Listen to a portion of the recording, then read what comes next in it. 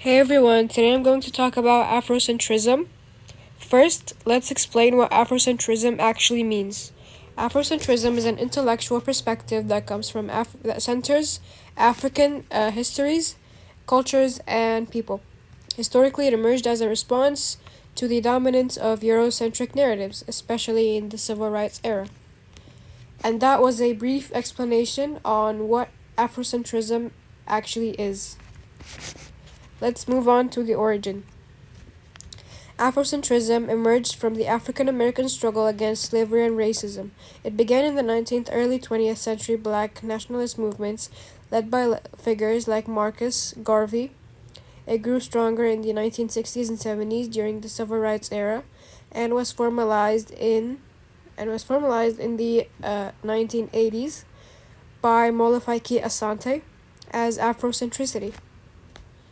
Let's move on to the core beliefs. Afrocentrism claims ancient Egypt was a black African civilization and the cradle of world knowledge. It teaches that Greeks and Europeans stole African achievements in science, math, philosophy, and then erased them from history. Supporters promote an Africa-centered worldview to restore pride and identity. Let's move on to the key figures.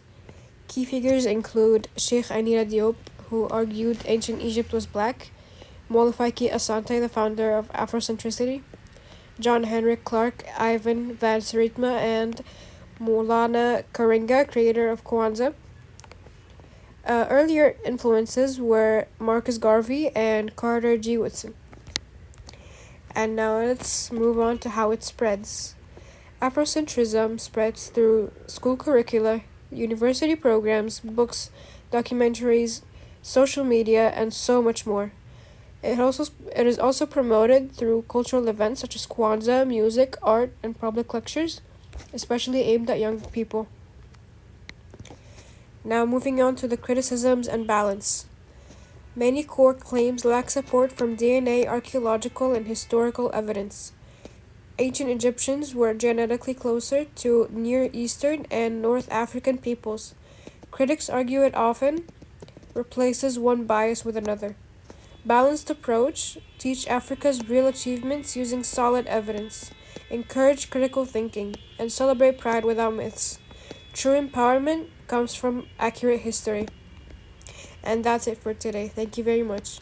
This project was made by Malak, elmezayen and aamn, shaaban. Thank you for watching.